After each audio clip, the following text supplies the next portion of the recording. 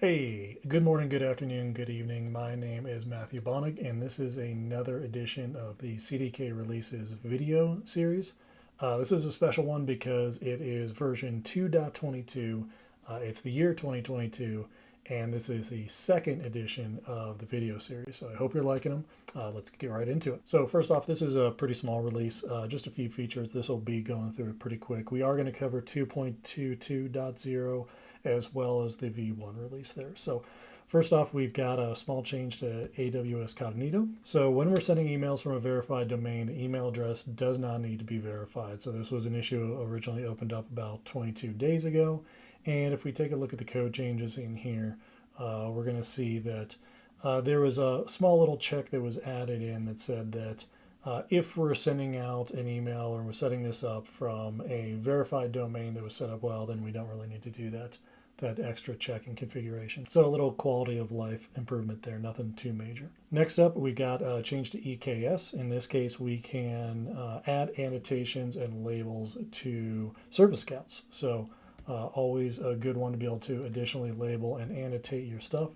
Again, digging in through here to see the changes, it looks like we just now have some additional properties called annotations and labels. If you worked with Kubernetes, this should be old hat for you.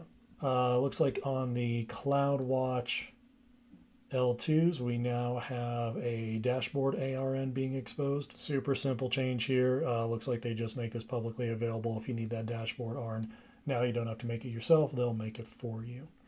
And then finally, we've got an option here for the database cluster from a snapshot. So if you're restoring a database from a snapshot, we've got this option now to set the copy tags to snapshot. It's going to default to true. So if you don't want that, you are going to have to go in there and specify that yourself.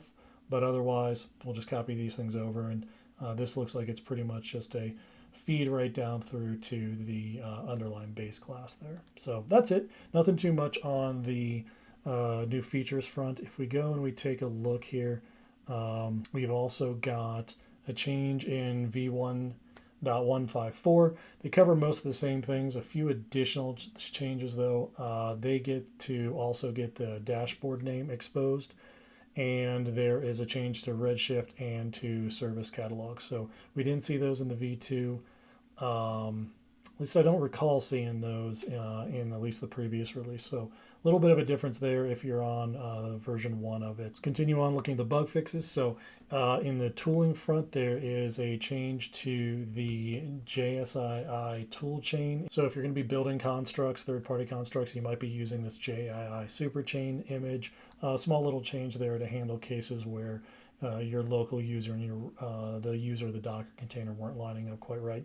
Unless you're really into those things, and unless you're really using a toolchain a lot, you probably didn't even notice this problem before. There is also a deploy monitor. So as we're going through and deploying out, if there were more than 1,000 changes in a particular change set, we were only seeing the first 100 before. Now we're going to see all of those. EKS gets a change to the cluster opt-in. It looks like we've get, this one was very interesting. I was reading this morning when it was first released.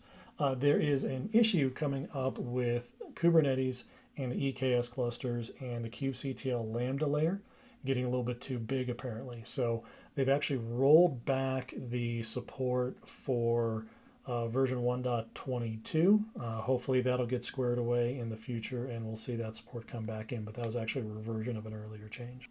Changes to the image builder. There was a minor point release last week shortly after the 2.21 release. And then finally some region info around EMR service principals being incorrect in China. Finally, on the alpha modules, we have more work done on the integ tests and some bug fixes around the Lambda Python. So if you've been doing Python Lambdas, this new module for making it easier working with Lambdas, they made some changes there, mostly around that 3.6 deprecation. So not a lot this week in this release, but some useful little things if you're using either EKS or Cognito. If you like this video series, please give me a thumbs up and a like. If you'd like to see more of them, hit that subscribe button so you can get notified when new videos come out. If you have any comments or things that you'd like to cover, let me know in the comments, and see you next week.